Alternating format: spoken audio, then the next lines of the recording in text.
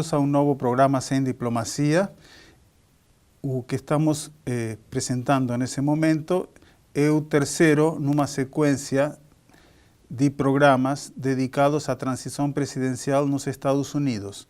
Os dois anteriores foram dedicados a analisar o legado de Obama, fazer um balanço do governo Obama do ponto de vista da política exterior e da inserção dos Estados Unidos no mundo e das relações com a América Latina. Agora, passadas as eleições e com a vitória do candidato do Partido Republicano, Donald Trump, faremos uma análise nesse programa sobre o aspecto da política exterior e da inserção dos Estados Unidos no mundo e num próximo programa sobre as relações com a América Latina. Tendo claro que o novo governo vai assumir dia 20 de janeiro. Além disso, pelo perfil do candidato que venceu, Donald Trump, um empresário, do qual já conversamos em outros programas. Lembro agora um em que comparamos com Bernie Sanders, quando eram as primárias, né? E Bernie Sanders e Trump apareciam como outsiders, né? E, bom, agora esse outsider do Partido Republicano terminou sendo presidente, mas com uma agenda bastante imprevisível, porque justamente uma característica da sua campanha foi o de se preocupar com afirmações um pouco bombásticas, polêmicas, mas com pouca clareza sobre qual seria seu programa, né? E nesse processo de transição aparece um presidente mais pragmático, que está voltando atrás de várias coisas que estava colocando como premissas da sua campanha, principalmente em temas como livre comércio, no qual está amenizando o que fará com o Tratado de Livre Comércio da América do Norte, dizendo que vai não eliminá-lo, mas que vai renegociá-lo. Questões como imigrantes muçulmanos, que tinha dito que ia barrar a entrada, agora está mudando de ideia. A questão do muro, que já não seria tanto um muro, sino uma cerca com relação ao México. E uma série de outras questões que levam à dificuldade para estabelecer como será de fato seu governo até que tenhamos a equipe nomeada, seus ministros, e começar de fato a governar. Mas hoje estaremos analisando justamente desde uma perspectiva de fazer ponderações a partir dos fatos dos quais dispomos neste momento. E justamente porque temos dois especialistas que são estudiosos dos Estados Unidos, são estudiosos do pensamento conservador, dentro do qual o perfil de Trump é associado, embora não se possa dizer que Trump seja um pensador conservador, mas sua campanha se insere dentro do conservadorismo dos Estados Unidos, e também são estudiosos da política exterior dos Estados Unidos, principalmente no âmbito internacional. Então, no programa de hoje temos Ariel Fingerud, né, que é pesquisador do Sem Diplomacia, do IEI, que ele vai justamente retratar como os setores conservadores, tanto dos conservadores tradicionais do Partido Republicano. Lembremos que boa parte do Partido Republicano não foi a favor de Trump. E os conservadores que se alinharam com Trump, onde há uma nova direita, né, que se torna emergente, se torna mais presente, associado com a alt-right, né, a direita alternativa. Então, Ariel vai fazer uma análise de como se percebe essa vitória de Trump nesse ambiente mais conservador. E Roberto Moll, também do Sem Diplomacia, do IEI, que vai nos apresentar a perspectiva dos setores mais de centro, do Partido Democrata e mais à esquerda, como estão vendo nos Estados Unidos essa vitória de Donald Trump. No próximo bloco, passamos então a palavra para os dois convidados fazerem suas análises.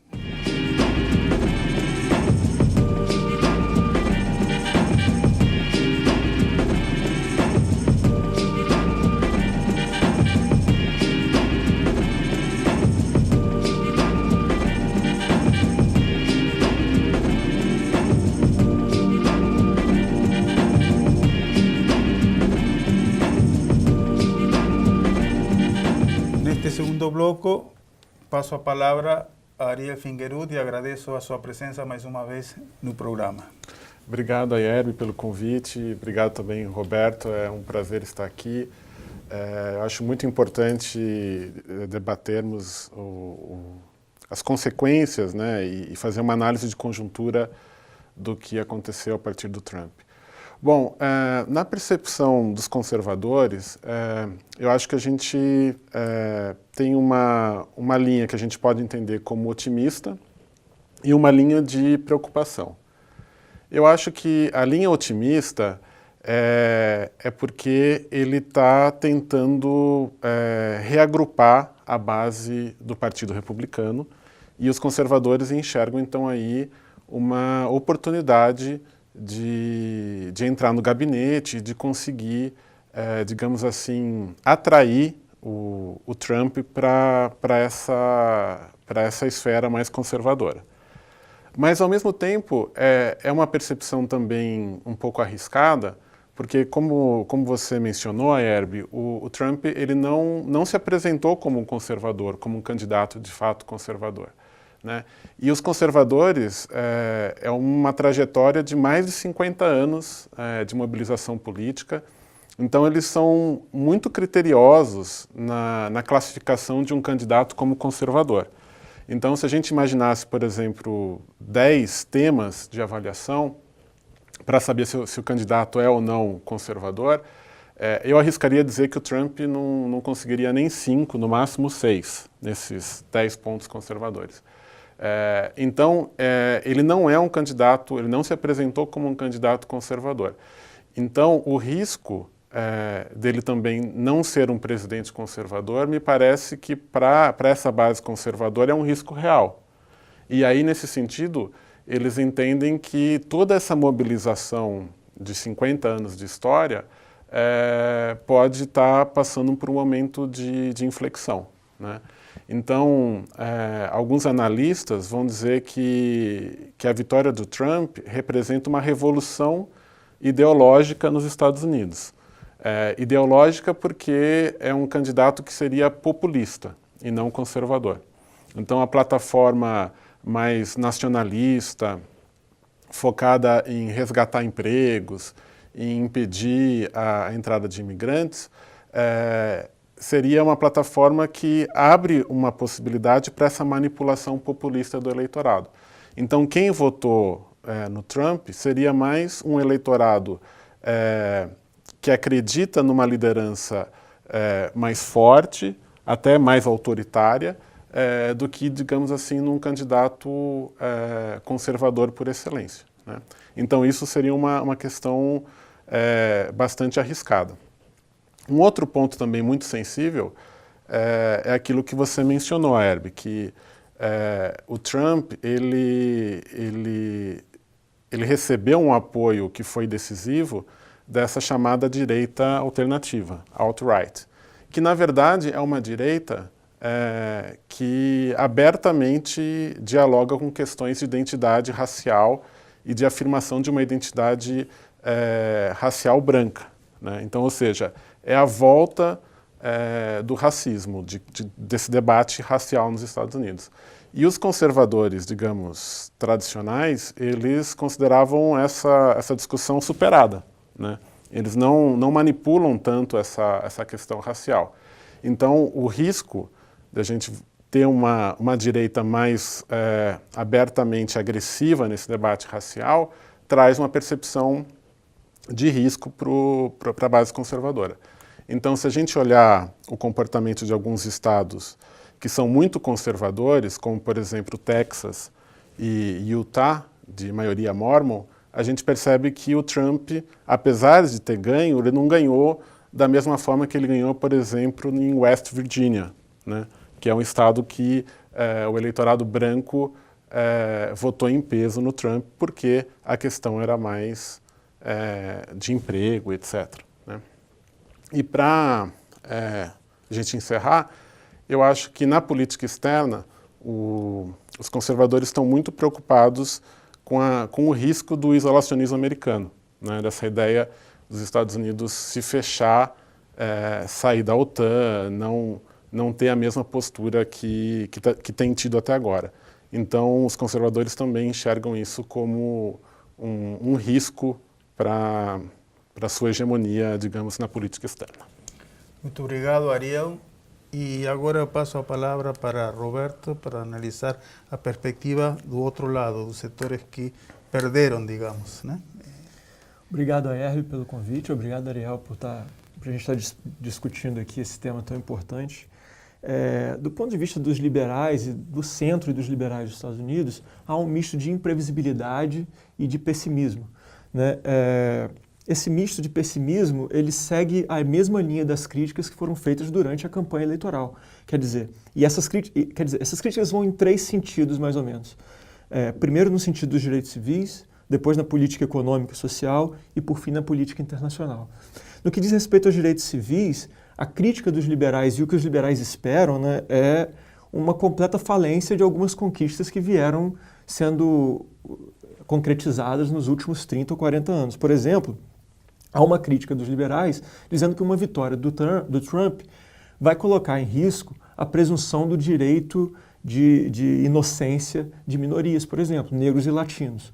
Uma discussão que já estava presente nos Estados Unidos antes da própria eleição do Trump, né, com os inúmeros casos de negros que sofrem violência policial simplesmente por serem negros. O que os centro-progressistas e a esquerda pensam é de que isso vai piorar com o Trump.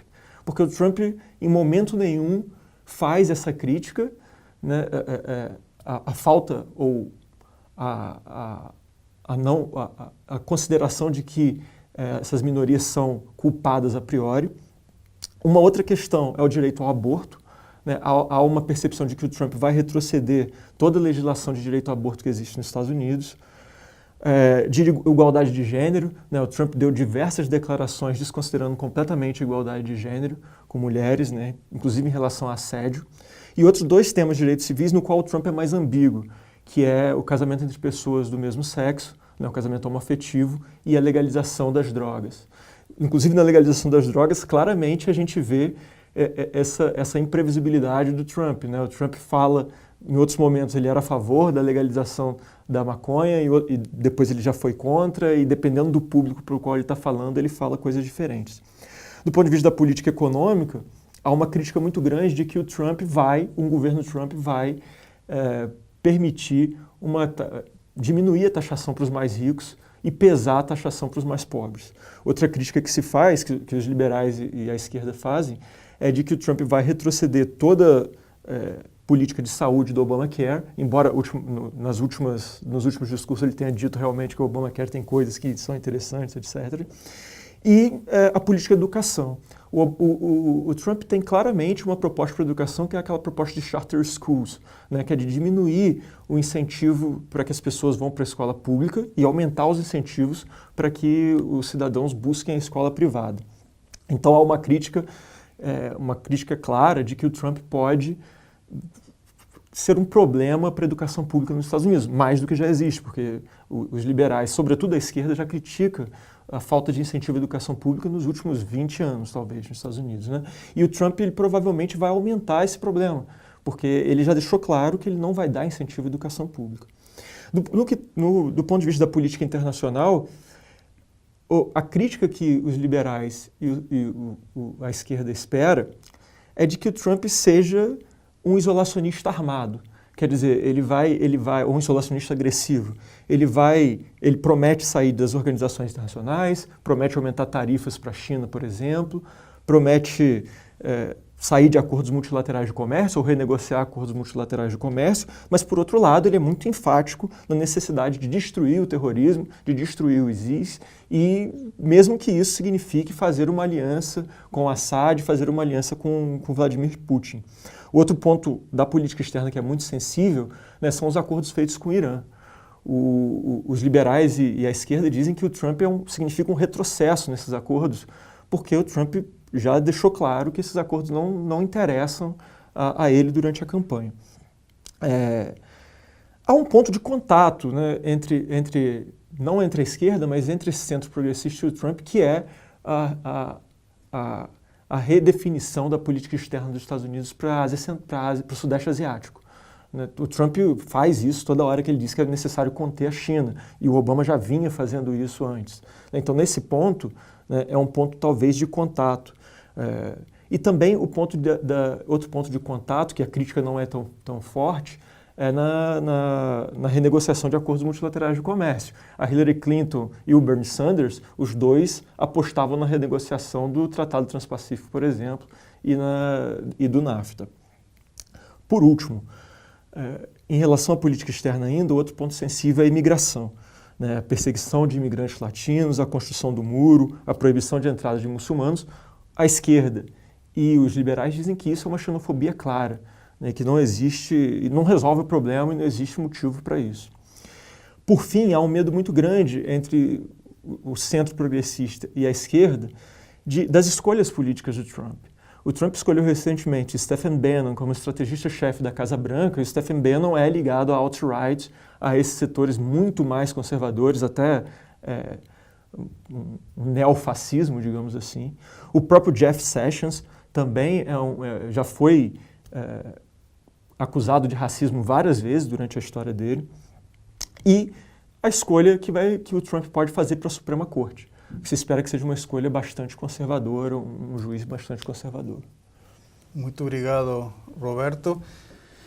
As duas colocações, lembrando que nessa primeira parte do programa, os participantes não apresentam fundamentalmente sua opinião, senão eles trazem uma síntese de como cada perspectiva conservadora, de direita, liberal no sentido dos Estados Unidos e de esquerda, se apresentam frente, no caso do programa, à vitória de Trump.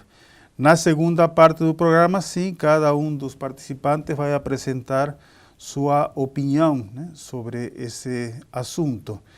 O que ficou claro é que há uma série de interrogantes com relação ao que será de fato o governo Trump, porque ele teve a capacidade de perceber um espaço eleitoral a partir de certas bandeiras, né, certas palavras de ordem, certas propostas que apresentou, que lhe permitiram atrair um enorme contingente de votos descontentes, né? Principalmente setores que veem sua qualidade de vida, seus empregos, suas remunerações serem depreciadas permanentemente como tendência no país.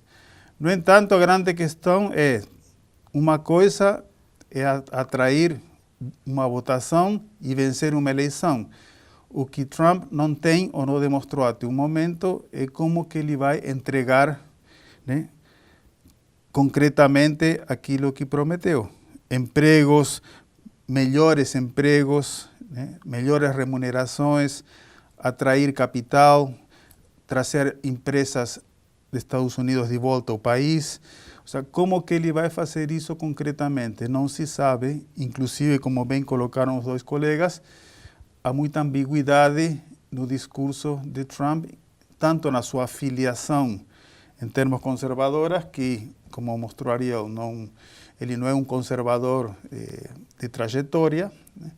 E como falou Roberto, a questão da política exterior, que de fato não se tem noção em que medida ela é mais próxima do que Sanders colocava ou é próxima do que a trajetória conservadora apresenta como política externa, ou simplesmente será algo que ele negociará de acordo com as características do que ele está apresentando como seu gabinete, onde coloca pessoas mais conservadoras, pessoas mais neutras, e ele se apresenta como alguém que será quem ditará os rumos, né? Uma postura bem personalista, né? Então, Ariel Fingerud e Roberto Moll vão apresentar suas visões particulares sobre o que estamos discutindo da vitória de Donald Trump para a presidência dos Estados Unidos.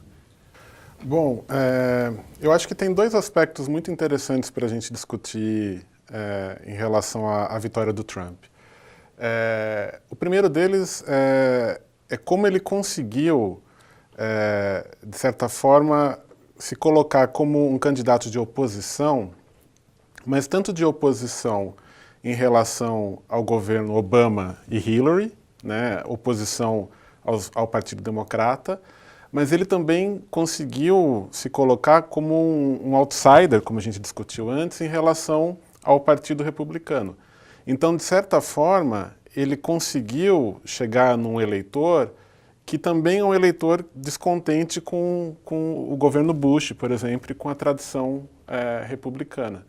Então, o fato dele conseguir criticar tanto o Bush, no sentido de lembrar dos 8 anos do governo Bush, como criticar o governo Obama, o colocou numa posição que eu acho que foi muito, muito interessante para conseguir expandir a base de votos para um eleitorado mais independente, né? Então, essa perspectiva de que o trabalhador americano hoje ele está numa situação pior do que as gerações anteriores, eu acho que foi um argumento que ele conseguiu usar com muita eficácia. Então, aquela ideia de que você hoje, que tem 40 anos, está ganhando menos, vivendo pior do que os seus pais, e o seu filho tende a ter condições ainda piores do que a sua. Então, esse argumento eu acho que ele conseguiu usar com muita eficácia. E eu acho que uma outra estratégia que ele foi bem sucedido é com a ideia do politicamente correto, que é algo que surgiu no governo Bush e ganhou muita força no governo Obama, que é aquela ideia de que você não pode falar abertamente de alguns temas, que a mídia é polarizada.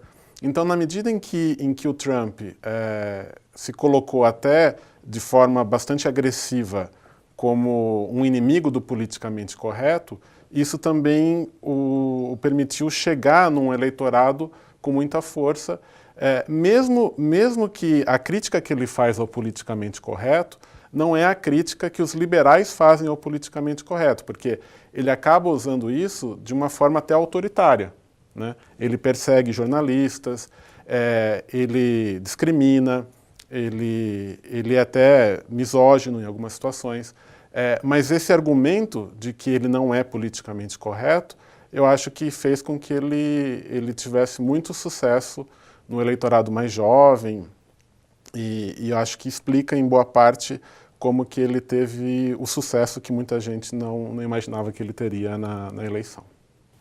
Muito obrigado, Ariel. Agora, passo a palavra para Roberto. O Ariel abordou 2 pontos, eu vou abordar outras 2 questões. Uma questão é não o efeito, mas qual é o alcance da vitória do Trump. Uma coisa que a gente tem que lembrar é que o Trump realmente venceu a eleição entre, digamos assim, trabalhadores brancos do colarinho azul, né, o trabalhador que ocupa aqueles cargos do chão de fábrica, digamos assim. Ele acabou dividindo esse eleitorado, na verdade, com a Hillary. A vitória dele não é uma vitória acachapante nesse eleitorado. Inclusive, os mais pobres tenderam a votar pela Hillary Clinton do que pelo Donald Trump, enquanto ele conseguiu o voto dos mais idosos, dos mais velhos, com idade mais avançada, dentro desse grupo de trabalhadores, né? Então, qual é o alcance nas próximas eleições? Qual é o alcance disso? Porque ele conseguiu uma vitória num grupo de pessoas que vai começar a deixar de votar nas próximas eleições. Por outro lado, qual é o alcance do que pode vir a acontecer dos filhotes do trumpismo, digamos assim, outros candidatos que venham se apresentar como uma repetição com as mesmas estratégias do que o Trump tentou apresentar, né? Então, pensar em qual que é esse alcance. O trumpismo, digamos assim, esses candidatos que se apresentavam com uma mesma estratégia do Trump ou que apoiaram o Donald Trump durante a eleição presidencial, muitos deles venceram eleições minoritárias agora. Estão no Congresso ou estão em outros espaços políticos. E há um receio muito grande dos democratas, por exemplo, de que o aumento desses candidatos, o aumento desse tipo de candidato republicano e desse tipo de populismo, eu concordo com você de que ele não é o conservador clássico, talvez a gente possa dizer que seja um populismo conservador, né? até que ponto esse aumento não significa um controle das próximas campanhas eleitorais, definindo, por exemplo, os colégios eleitorais, né, porque os colégios eleitorais são definidos politicamente nos Estados Unidos. Uma outra questão que se coloca, que é importante colocar, é a questão de para onde vai o Partido Republicano, o Partido Democrata, perdão. Para onde vai o Partido Democrata? Porque o Partido Democrata, nesse momento, me parece fracionado, me parece completamente fracionado, né? O Partido Democrata, a meu ver, tem 3 caminhos para seguir. Um caminho é o caminho de permanecer como está, tentar se permanecer no centro, né, no centro vital. O segundo caminho é aderir a um populismo e lançar candidatos populistas que têm um apelo personalista muito grande. Já se fala, por exemplo, na primeira-dama, na atual primeira-dama, Michelle Obama como possível candidata daqui a alguns anos. Se fala em jornalistas, em atores. Obviamente isso tudo são os rumores pós-eleição, nada disso, isso pode nos concretizar em nada. E um terceiro caminho do Partido Democrata é ir à esquerda. Tentar capitalizar aquilo que o Bernie Sanders trouxe para o Partido Democrata durante as primárias. Dentro do Partido Democrata, há um movimento muito forte chamado Our Revolution, e esse movimento é um movimento capitaneado pelo Bernie Sanders, que também teve uma vitória expressiva nas eleições minoritárias para a Câmara de Deputados e até para senadores. Então, para onde vai esse Partido Democrata? Essa é uma questão.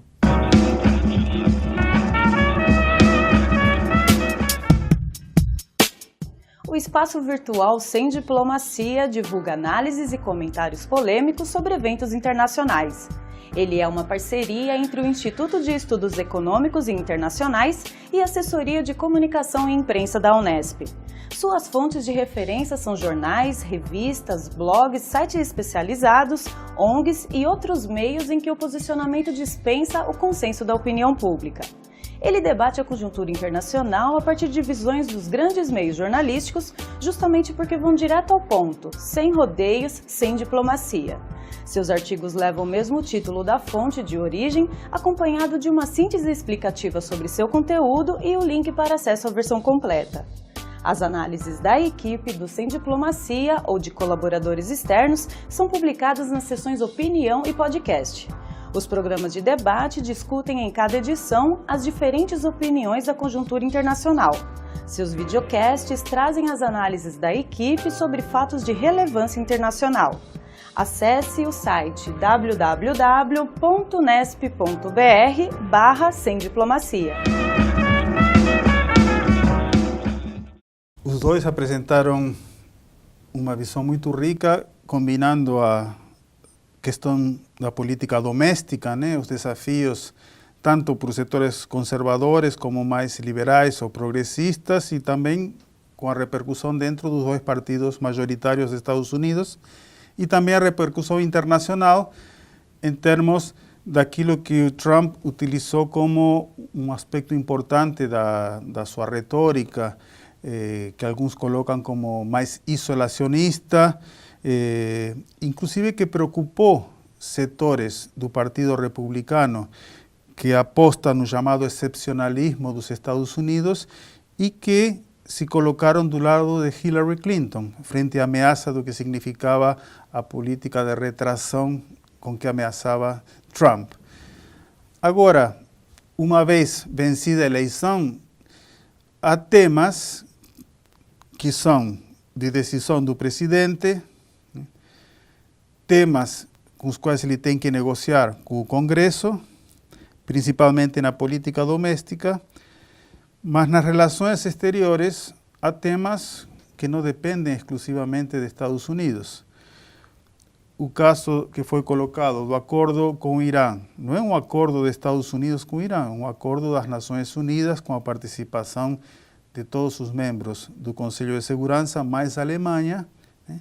Então não é Estados Unidos dizem, não, vou voltar atrás do acordo com o Irã. Estados Unidos podem voltar atrás, mas o acordo pode continuar. Ou a questão da iniciativa Transpacífico. Estados Unidos podem se retirar, ainda não foi aprovado esse tratado, mas não significa que com outro nome, com outros mecanismos, a iniciativa pode continuar. Ou seja, E aí vem uma questão importante, porque durante o governo Obama, durante o governo Bush, se discutia as políticas adotadas, seja a doutrina Bush como a doutrina Obama, contribuem para projetar a liderança internacional dos Estados Unidos ou não. A política do Trump, se é aquela que efetivamente está apontando, vai eliminar essa discussão, porque de fato Estados Unidos estão saindo de um conjunto de iniciativas. Então já não se discutirá se Estados Unidos estão recuando ou não da liderança, porque simplesmente estão adotando uma política frente à qual se permite o avanço de outras potências. A China, na questão da América Latina e na sua área, na sua sub-região de influências, Rússia.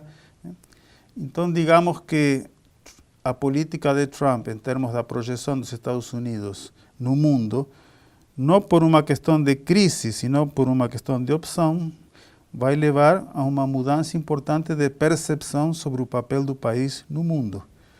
Mas, como nós afirmamos no início, são todas especulações, porque, primeiro, ainda não foi nomeada a equipe total do presidente. Ele vai assumir dia 20 de janeiro e, pelo perfil do candidato e agora presidente, é muito difícil estabelecer diretrizes, né, coerentes em termos do que foi a campanha e o que será seu governo. Mas a discussão de hoje foi muito esclarecedora para apontar tendências que vão além do conjuntural, né, porque mostra um pouco qual é a situação dentro dos Estados Unidos. Muito obrigado e até o próximo programa.